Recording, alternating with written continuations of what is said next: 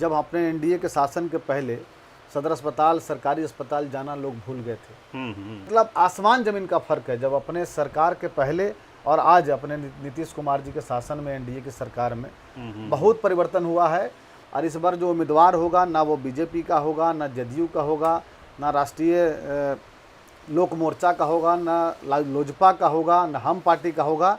इस बार उम्मीदवार जो होगा एनडीए का होगा। हेलो नमस्कार, मैं हूं नीरज कुमार। आप देख रहे हैं मोबाइल न्यूज़ 24। 17 लाख दर्शकों का फेवरेट न्यूज चैनल बिहार विधानसभा चुनाव का सर्वे करते हुए औरंगाबाद जिला में है और औरंगाबाद सदर विधानसभा सीट पर हम हैं। हमारे साथ यहां की परिदृश्य पर चर्चा करने के लिए सतीश कुमार सिंह जी हैं, जो कि पूर्व में चेयरमैन रह चुके हैं, वर्तमान में रेड क्रॉस अथॉरिटी के चेयरमैन हैं और भी कई सामाजिक जिम्मेदारी निभा रहे हैं। काफ़ी पॉपुलर हैं, लोगों से जुड़े रहते हैं। इनसे जानेंगे कि आखिर ऐसी क्या वजह रही कि बीते कई वर्षों से, कई बार से औरंगाबाद सीट बीजेपी के खाते से फिसलती जा रही है। ना केवल औरंगाबाद बल्कि पूरे औरंगाबाद जिला की 6 सीटें एनडीए नहीं जीत पा रही है। इस पर भी चर्चा करेंगे क्योंकि इन्हें यहाँ का अनुभव होगा। सतीश जी, बहुत बहुत स्वागत है आपका। आप बताएं, बीजेपी इस क्षेत्र के लिए ऐसा क्या कमी छोड़ देती है जो पीछे से बीजेपी चूक कर जा रही है जीतने में? पहले तो आपको बहुत बहुत धन्यवाद और मोबाइल न्यूज़ 24 के सभी दर्शकों को मेरा नमस्कार।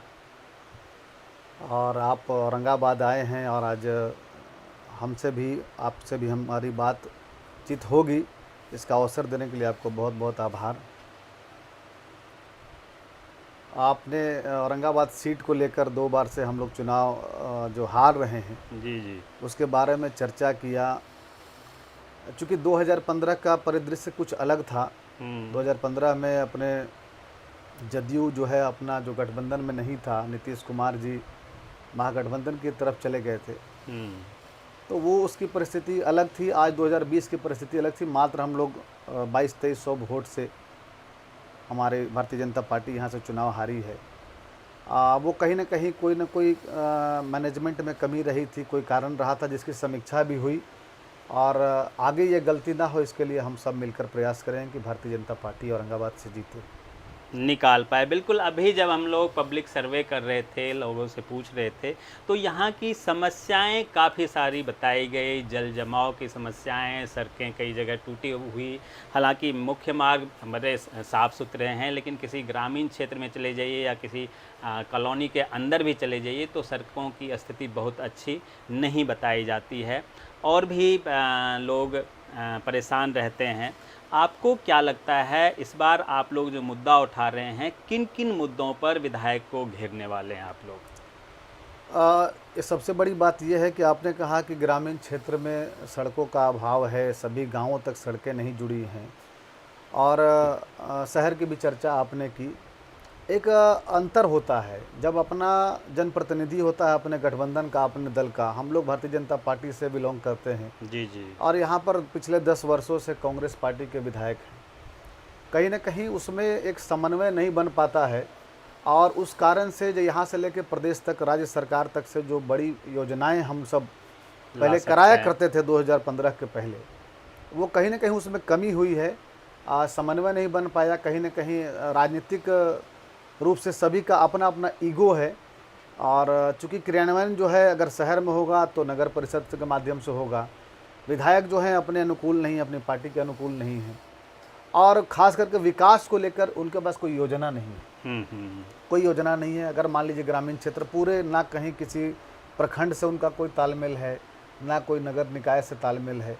तो इसके अभाव में जो कमियां रहीं, जो सरकार की बहुत सारी महत्वाकांक्षी योजनाएं हैं, जो एक गांव के, एक टोला भी जो है, छोटा छोटा गांव के बगल में जो होता है, उसको भी जोड़ने के लिए सरकार की योजनाएं चल रही हैं, लेकिन उसको यहाँ के विधायक जी के पूरा प्रयास नहीं होने के कारण कुछ गांव छूटे हुए हैं, टोले छूटे हुए हैं, जिसको आने वाले विधानसभा चुनाव के बाद अपने अभी में हम लोग देव गए थे, आपके देव प्रखंड में गए थे, तो वहाँ के लोगों की जो सबसे बड़ी समस्या वो लोग बता रहे थे कि वहाँ हॉस्पिटल है, बिल्डिंगें हैं, अच्छी सारी सुविधा है, लेकिन डॉक्टर जो है वो छोटे छोटे बीमारी के लिए भी रेफ़र या तो औरंगाबाद कर देते हैं, पटना कर देते हैं, मतलब उसका कोई औचित्य नहीं बना हुआ है। मतलब अगर एक अच्छा नेतृत्व हो तो वहाँ पे डॉक्टर को लाने के लिए या वहाँ पे और ज़्यादा सुविधा करने के लिए मतलब काम किया जा सकता है, लिख के दे सकते हैं, लेकिन वो सारी सुविधाएं भी नहीं हो पा रही है। नहीं नहीं, मैं आपके इस बात से पूरी तरह से सहमत नहीं हूँ।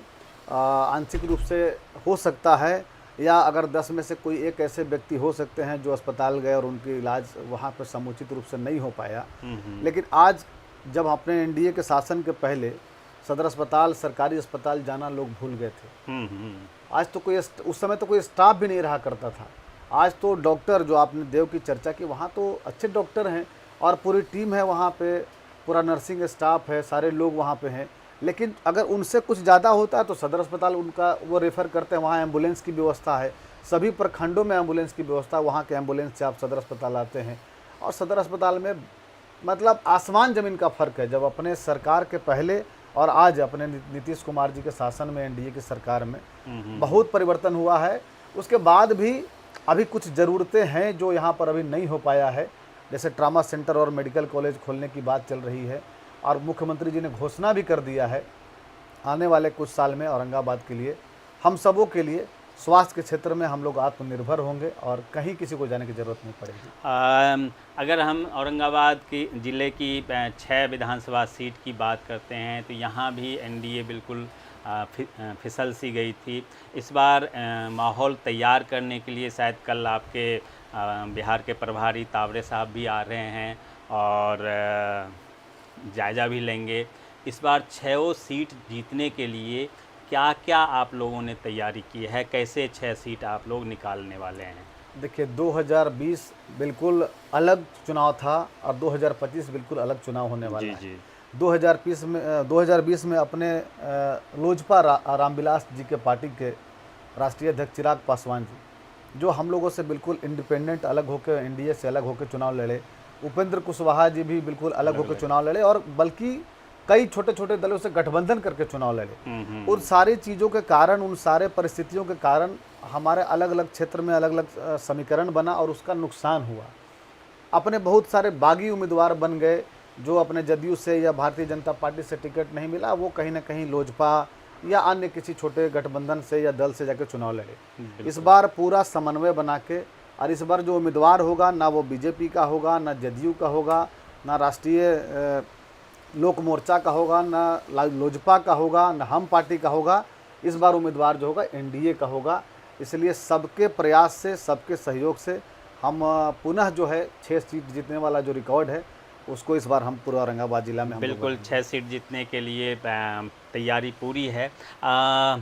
आप जिस प्रकार से लगे हुए हैं, आपको क्या लगता है, क्या आप भी औरंगाबाद सीट से दावेदार हैं? क्योंकि लोग जानना चाहते हैं कि सतीश जी किस जगह खड़ा हैं। नहीं, वो राजनीति में है। नगर परिषद का 3-4 बार चुनाव लड़े हैं, जनप्रतिनिधि हैं, रहे भी हैं और अन्य कभी सभी सामाजिक संगठनों के माध्यम से औरंगाबाद के लोगों की सेवा करते हैं। तो मैं भी उम्मीदवार हूँ। राजनीति में उम्मीदवार होना कोई गलत नहीं है, लेकिन मैं एक अनुशासित पार्टी का सिपाही हूँ। पार्टी में मैं काम करता हूँ, उम्मीदवार भी हूँ, इसमें कोई संशय नहीं है। मैं जितने भी हमारे शुभचिंतक और हमारे समर्थक हैं उनको आश्वस्त करना चाहता हूँ कि मैं उम्मीदवार हूँ, लेकिन मैं अनुशासित पार्टी का अनुशासित सिपाही हूँ। पार्टी के निर्देश पर, पार्टी के नेतृत्व का जो निर्देश होगा उसका मैं पालन करूँगा। बिल्कुल, पार्टी का जो निर्देश होगा, जो जिम्मेदारी दी जाएगी, फॉर्मल यही होता है। एक अनुशासित कार्यकर्ता अपने पार्टी से बंधे हुए रहते हैं और वही अनुशासन इनके साथ है।